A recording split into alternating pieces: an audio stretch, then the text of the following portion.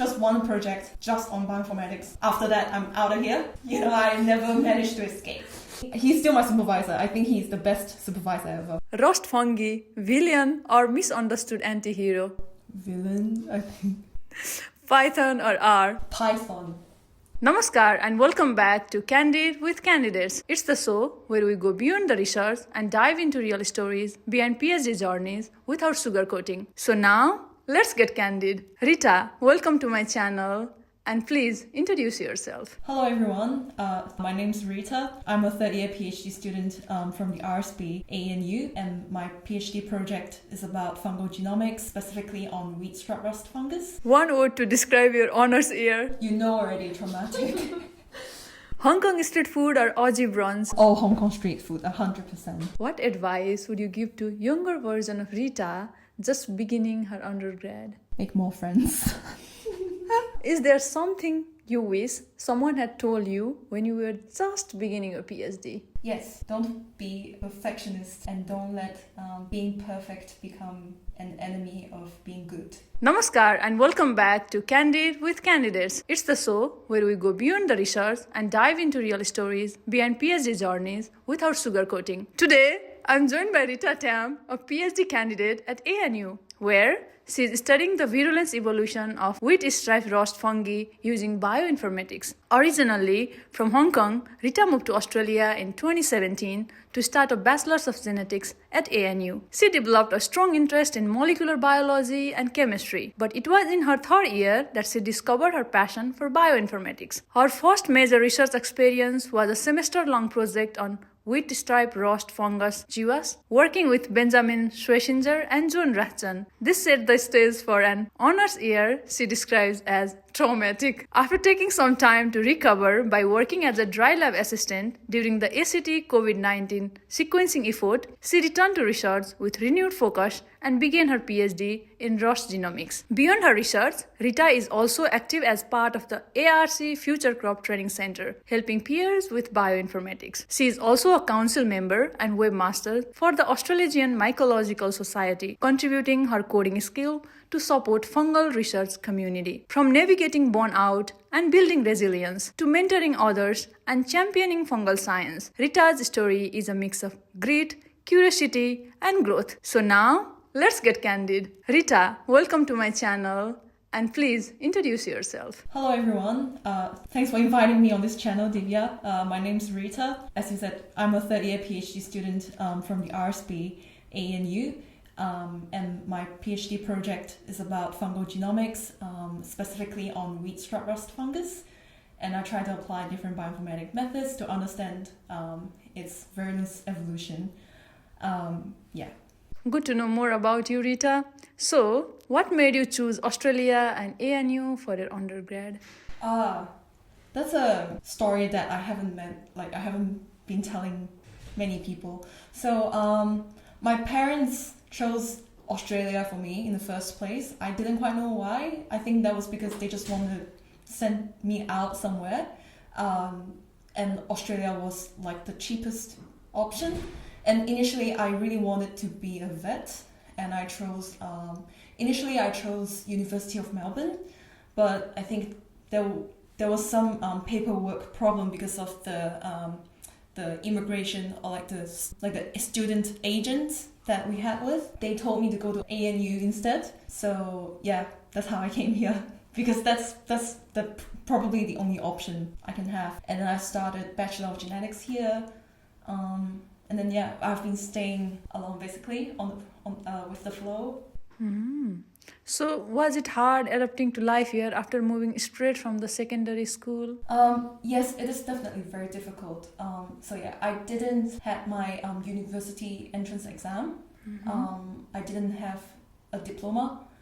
I think it's almost like I dropped out halfway through my final year in my secondary school.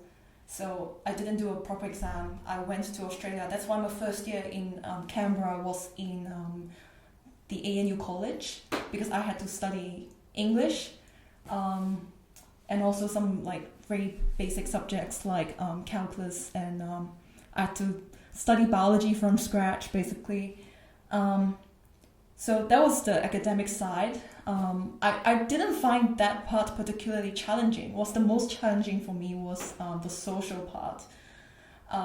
Because I used to be a super shy person, and then I didn't have that many friends even in secondary school. But after moving to Australia, that was even harder because I just struggled to know new friends with like very common shared hobbies. So yeah, for the first few years, I didn't have a lot of social life. But I also see it as sort of like an advantage because I can use that chance to focus on my academic activities more. So I studied really hard, I researched really hard. That was really difficult on my mental health. Yeah, looks like a long journey. Yeah, it is, yeah. So did you always wanted to study genetics, or was it something you grew into? I think so. I picked up biology during my secondary school. Like ever since I started learning biology and chemistry, I've been super interested in both of these subjects.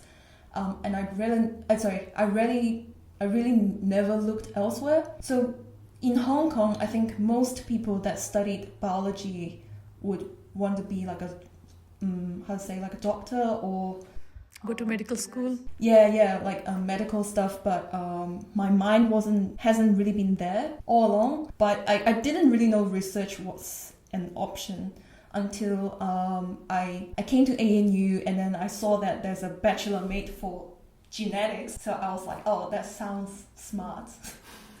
Like I really want to try because in my final year of my secondary school, a lot of the biology was about like DNA and evolution and how your genes get inherited through different generations. So I just tried it, and it's been great. Wow. So you also mentioned you enjoyed chemistry and molecular biology. Yeah. So what made you pivot towards coding and bioinformatics then? Good question. So during my undergrad, I always see myself as like a wet lab person, because all my skills, like my lab work and just all the theory framework was all developed based on like chemistry. For example, I really liked chemical biology and also molecular biology. But what brought me into bioinformatics space was in my first year I did a Python course, and then so during my third year there was another course called biological research project. So the students can choose freely what supervisor they want to do a semester long project with.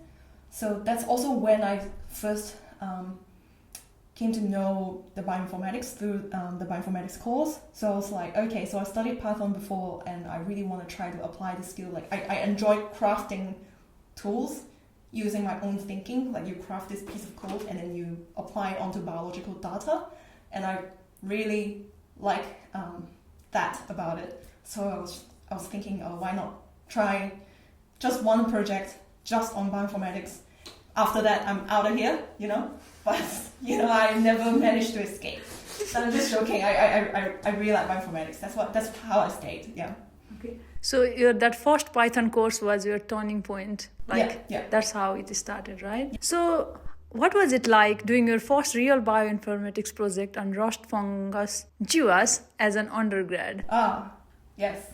So how was it like?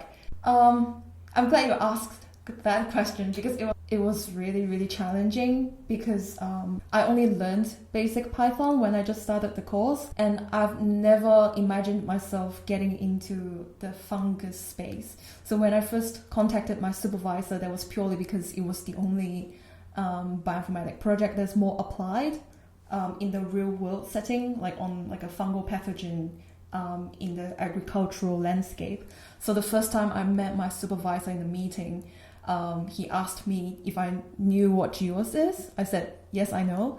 And then he asked me, do I know what KMA is? And I said, I've never heard of it. And then he had this like long sigh and he started drawing the whiteboard. And then I knew that was a very bad beginning already. He's still my supervisor. I think he's the best supervisor ever. And I did my research year during COVID, I think. So that was really difficult. And every meeting afterwards, it had to be done online. So I also didn't receive a lot of coding help because it was a very independent setting, and when I had question, I could only ask online, and I couldn't get like immediate feedback. So that was a very difficult year for me. But and also another thing is that I couldn't even get the software to be installed. I couldn't install it, so I didn't have any results. So my final report was more like a literature review, but luckily the examiners seem to be quite happy with it because they are testing more on your understanding of the subject rather than having results. So yeah, that was... Wow, that sounds challenging. Yeah, it is challenging, but I'm glad I had that experience. Yeah. So you have called your honors year traumatic. Tell us what happened then. Yeah, it was traumatic. So what happened? So my honors project was badly designed. Sorry, Benjamin, but it was badly designed from the first place. And I think that was based on a misunderstanding from the first place. And then we've been working around like I wouldn't say it's a wrong idea, but theoretically it shouldn't be applied that way. But that was my honors year, and it was my first time working on population genomics. So I didn't know what I was doing, if that makes sense. And like I took quite a long time to understand that what I've been doing is theoretically unsound.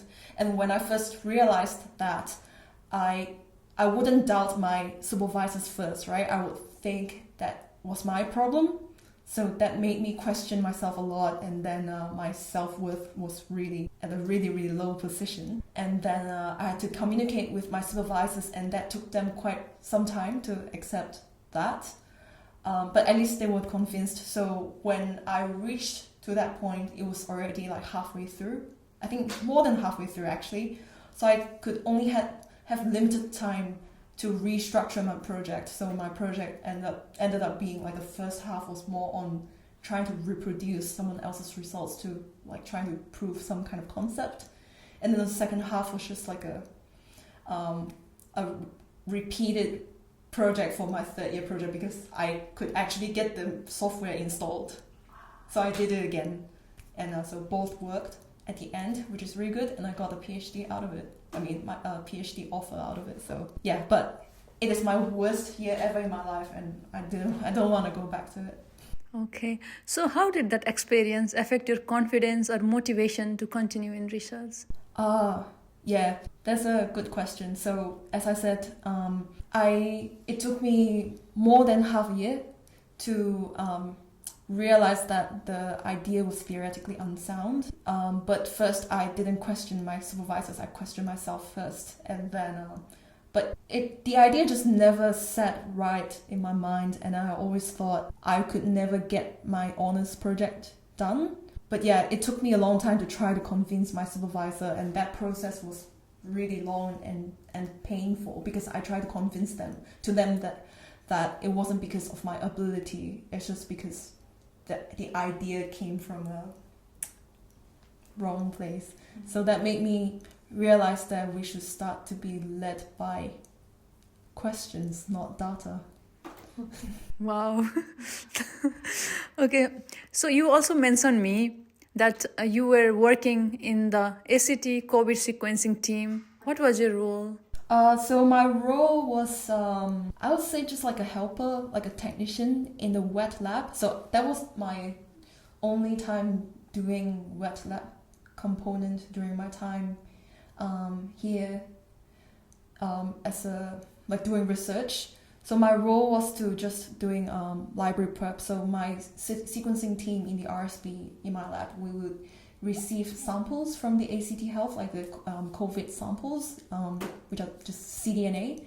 They amplified it for us, and we would just do library prep to put them in a nanopore sequencer so that we can get the long-read sequencing data sets out of these COVID samples. And then we will hand that to another data analyst for tracing where the samples originate from based on this genetic data. But that's not my part. Yeah, Okay. I only managed to do a lot of pipetting and see the sequencer a little bit. Sorry. So was it strange to go from wet lab session in undergrad to fully dry lab work? It's not actually, because during my undergrad, I knew I was good at learning molecular biology, but I think I was kind of bad at wet lab parts. I can write good reports, but I think when I was doing it, my mind wasn't really there. But later on, when I did the bioinformatics course, I knew that I clicked with it really well, and I knew that I'm gonna try this afterwards. So and straight away, I really enjoyed doing it. Although I did hit a lot of roadblocks, but I knew that it fit me like gloves, I guess, if that's the way to put it. So I'm just curious, do you ever miss pipetting? Yes. I don't know if that's gonna offend a lot of people, but to me, because when I was doing the ACT COVID sequencing, it forced me out of my computer to only not really focus on, I'm just really mindlessly pipetting stuff, and it was a good break for me. But yeah, I only did it for I think a few months, so don't take my word for it. I think probably for people that have been repeating the same thing for many years, that would be very daunting, I think. Right. All right, Rita. So let's make it more fun now with our rapid fire round. Are you ready? Yeah, I hope so, yes. Okay. So just give me a quick one word or a short sentence answers for this round. So let's get started. Okay. The first question, dry lab or wet lab? Dry. Roast fungi, villain or misunderstood anti-hero? Villain, I think. Python or R? Python. Okay. Favorite sequencing tool or pipeline? Sequencing tool, as in sequencer, nanopore. PhD in one emoji. I think it would be the begging emoji, but smiley one, with tears in your eyes. Okay. I don't know, because I feel I'm just Okay, I can put that emoji here. Yeah, it's gonna hang in there. Okay. Or when I ask for data from other people, it's please. Yeah. Okay. Favorite weird fungal fact? That so I guess many people would think each cell only has one nucleus, but in some fungi, for example rust fungi, what I work on, it can have 2 nuclei, and in some other fungi there can be more than 10, 12 nuclei sometimes. Wow, Yeah. 12? Yeah, it's true. Wow. So if you were not a scientist, you would be? Artist. Wow. Comfort food? Too many. I would say takoyaki. Takoyaki is good. I love it. Yeah. Hong Kong street food or Aussie brunch? Oh, Hong Kong street food, 100%. One word to describe your honors year. You know already, traumatic. Most niche topic you would give a 30-minute TED talk on with zero prep. Video game. Wow, so this leads us to the end of this rapid fire round. Now, let's dive into your PhD journey. Yeah. What made you decide to keep going and do a PhD anyway? Right. So, because my honors year was, as I described, it was really traumatic. I had to force myself to take a break. But at that time, Benjamin, my supervisor, he really wanted me to stay and do a PhD project with him. But initially, I doubted that was ever going to happen because of my experience in my honors. But then I realized that I can just take it easy and do to work as a lab assistant for a year without any hurdles to pass. For example, the reports, just the writings, because I really hated that. So I was just purely doing analysis, sometimes pipetting for the COVID sequencing. That really allowed me to see what research could be really like. Without having those hurdles to pass. And that's when I realized that I really, really enjoyed doing research, being able to craft your codes, polish them, and seeing it being able to apply, to be applied on your biological data to have meaningful results. And it was almost like magic to me. So that's when I realized that, okay, I think I really, really want to stay to do research. So I was like, okay, I think I can start a PhD. Wow. So now tell us more about your PhD. What exactly is your PhD about?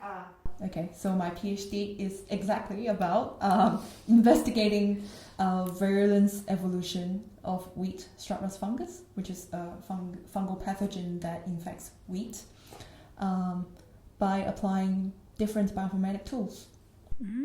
So what makes striped rust such an important pathogen? Streptocarpus fungus is one of the most devastating diseases in Australia. Its incursion happened, I think, more than 40 years ago during the 70s. And it's been always dominating our wheat field just by one genetic lineage or just like a single population. But I think throughout the years that has been increasing, mostly from exotic introductions. And in the last few years, we have been witnessing like an increasing number of different genetic lineages, and that would mean that the disease would be harder to manage. So yeah, that's basically one of the top priorities in agricultural landscape, I think, to tackle this fungal pathogen. Right. So it has like now the vast genetic diversity, right? Yeah. Okay. So what does virulence evolution mean in this context then? I guess in layman term, I think it can just mean its ability to evolve new virulence, or like the ability to infect different wheat varieties. Because when you have a wheat variety that is like commercialized and widely deployed throughout your field, and suddenly a striped rust strain came in and wiped everything out, you want to deploy a new one that's resistant to it, right? But we can't just do it carelessly, because fungal pathogen is known to have the ability to rapidly evolve to immediately overcome resistance genes in the wheat. So I'm just basically trying to understand what is the adaptive potential in this fungus. Wow, that's so interesting. So can you walk us through what tools or pipelines you commonly use? Yeah, sure. There are too many. So for example, I do a lot of genome assemblies. So of course I use a lot of assemblers. So I think my favorite one currently is HiFiSm, obviously. I think you are also using that. Right. And then after that, yeah, there are too many, I would say. For SNP calling, I liked using Freebase.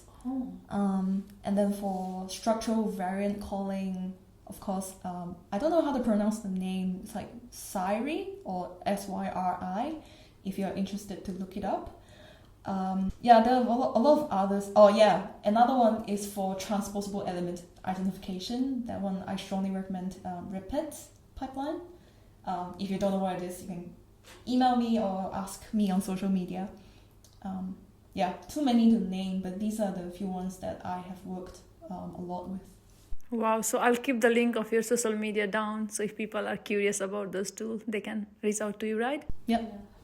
So what's the most exciting thing you have found so far? The most exciting thing I've found is that it's gonna get sorry if it sounds too scientific, but I was able to find that if your gene has two alleles, so alleles are basically two different variant copy of the same gene, and that creates like redundancy for your gene product. So I found out that the alleles of the same gene can be turned off and turned on and off at different time points throughout their infection, and that that switch is controlled by something called epigenetics, and it's something that is not controlled by genetics, but something that is like on top of it that masks its expression of the allele. I think that's the most simple way I can. Wow, that's so cool, Rita. You can read my paper. Okay, I think I have read the recent one, right? Yeah. Oh yeah, I have read that one. All right, so you are also the part of ARC Future Crop Training Center. What's that community like? So I'm an aligned student with the ARC Future Crop Training Center. As a community, I think it's really good for students because it creates this space for many different plant science, especially in crop engineering students, to come together, as well as the industrial partners, to sort of bring the ideas to the students that what are the urgent problems that the industry people really cared about. And they also have many different courses that allow students to learn about like what are the policies around the GMO space, so that students can start to develop that kind of thinking and language to know, okay, if we are going to start a career in crop engineering, we have to think about the views from different stakeholders.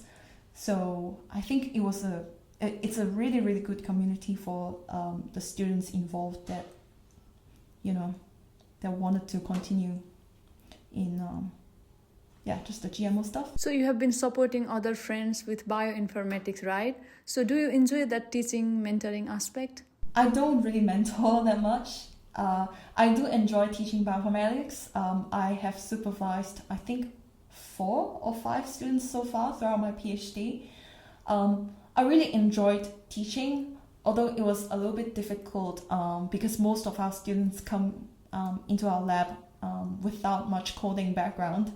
So that took them quite a long time, like a very steep learning curve to start from. That's basically what I had to deal with.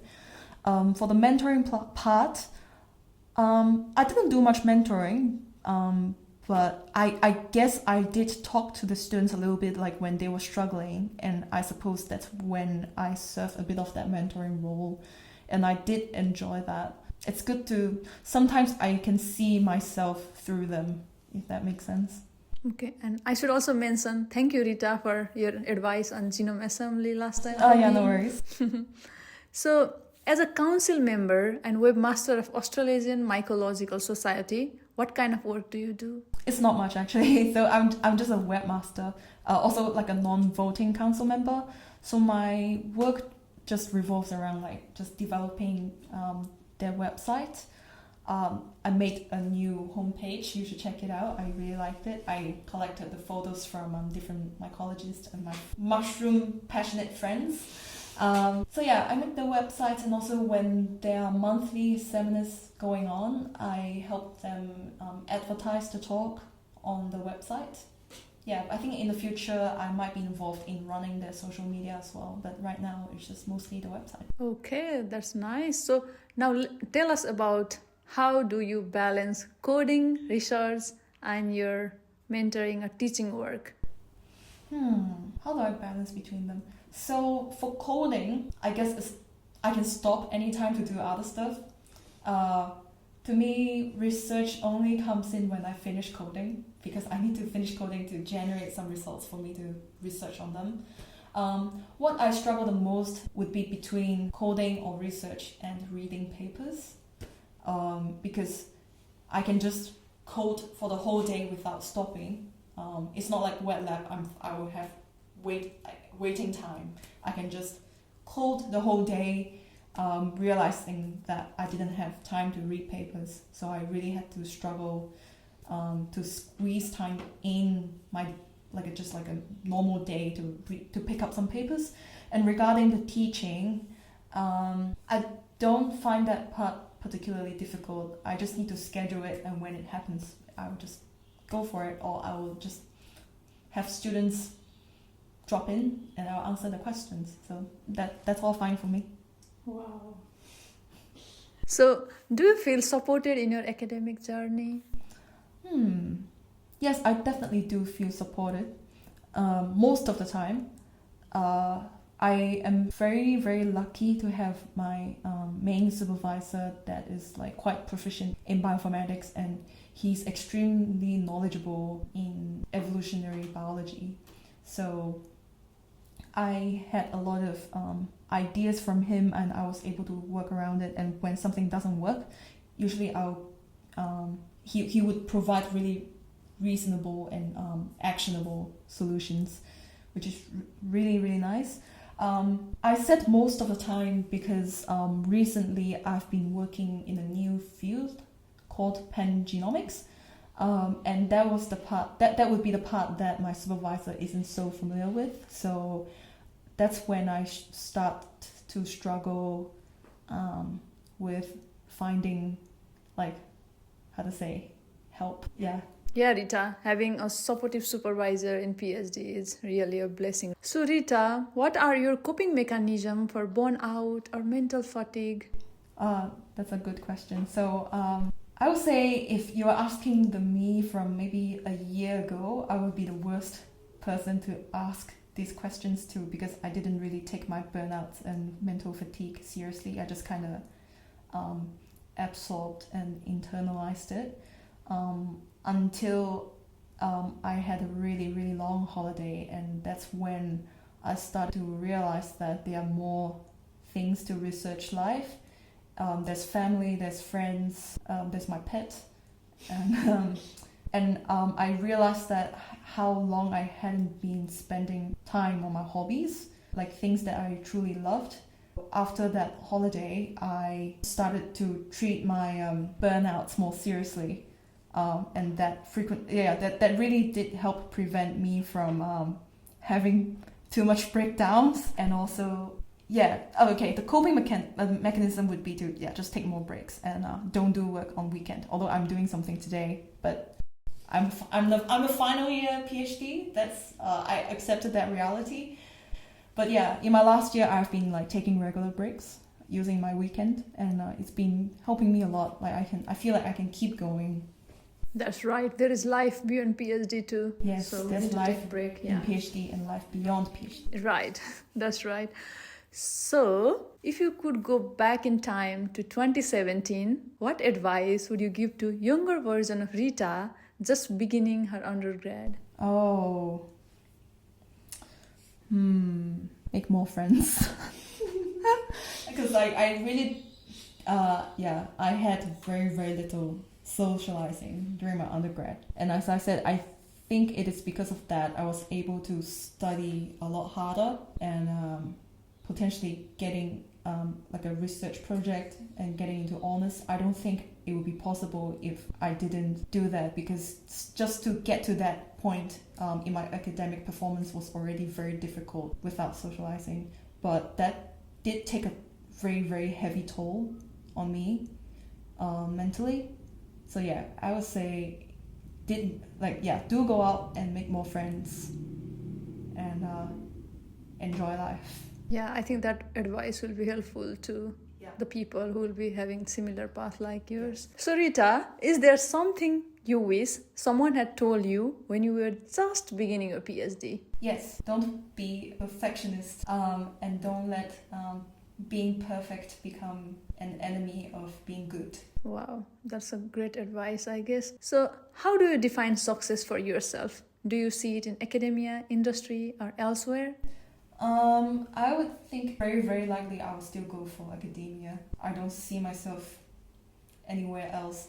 So by joining the ARC Future Crop Training Center, I did see a lot of opportunities and I had a lot of conversations with industry partners, but and I do see what matters to people, what matters to industry, like what are the burning questions, but I always do think that I liked fundamental science more, and I think only doing academia would allow me to satisfy my inner desire of more knowledge around fundamental science. So all right, Rita, all the best with this dream and also the remaining part of your PhD journey. Thank you. And huge thanks for sharing your inspiring journey with us so openly and honestly. And if you want to know more about Rita's work, you will find links to her Google Scholar, Blue Sky and GitHub in the description section. If you enjoyed this episode, don't forget to subscribe and share it with someone who might find it helpful. And as always, stay curious, stay kind, and we'll catch you next time on Candid with Candidates. Thank you. Yeah, thank you.